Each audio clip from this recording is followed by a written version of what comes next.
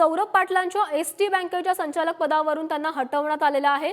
सहकार आयुक्तांनी पाटलांना पदावरून हटवल्याची माहिती समोर आलेली आहे। सौरभ पाटील गुणरत्न सदावर्तेंचे नातेवाईक आहेत आणि आता त्यांना एसटी बँकेच्या संचालक पदावरून हटवण्यात आलेलं आहे। अधिवेशनातही एसटी बँकेचा मुद्दा चर्चेत आला होता आणि आता त्यानंतर ही मोठी कारवाई मानली जाते। सहकार आयुक्तांनी सौरभ पाटील यांना आता त्यांच्या पदावरून हटवलेलं आहे।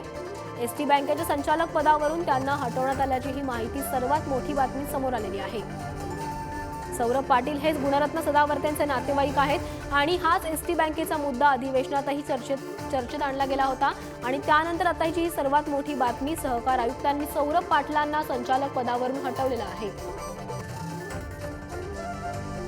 तर याबाबत अधिक बातमी माहिती देण्यासाठी आमचे प्रतिनिधी अजय माने आपल्यासोबत आहेत। अजय, खरं तर सौरभ पाटील यांना एसटी बँकेच्या संचालक पदावरून हटवलेलं आहे, काय अधिकची माहिती समोर येते?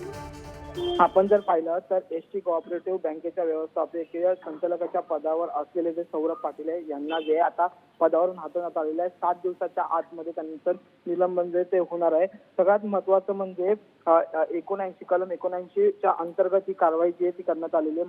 महाराष्ट्र सहकारी संस्था अधिनियम 1960 चे कलम 79च्या अंतर्गत ही कारवाई करत त्यांना जे ती ह्या पदावरून काढण्यात आलेलं आहे। पुढे जो GR आलेला आहे बँकेकडून त्यात असं म्हटलेलं आहे की ही पद रिक्त करून या पदावर लवकरात लवकर जे ती गुणवत्तापूर्वक असलेले आणि कामकाज नीट हाताळण्याच्या पद्धतीने काम करणारा प्रक्रिया राबवून पदावर जे ती भरती करण्यात यावी असंही त्या संपूर्ण अहवालात म्हटलेलं गेलेलं आहे। आपण जर पाहिलं तर हा मुद्दा मागच्या अनेक दिवसांपासून चर्चेत जाताना पाहायला मिळाला होता आणि त्यानंतर आता थेट या मुद्द्यावर आता कारवाई होताना पाहायला मिळाली आणि थेट आता सौरभ पाटील जे संचालक होते त्यांना पदावरून काढण्यात आलेलं आहे। गार्गी, धन्यवाद अजय तुम्ही दिलेल्या माहितीसाठी।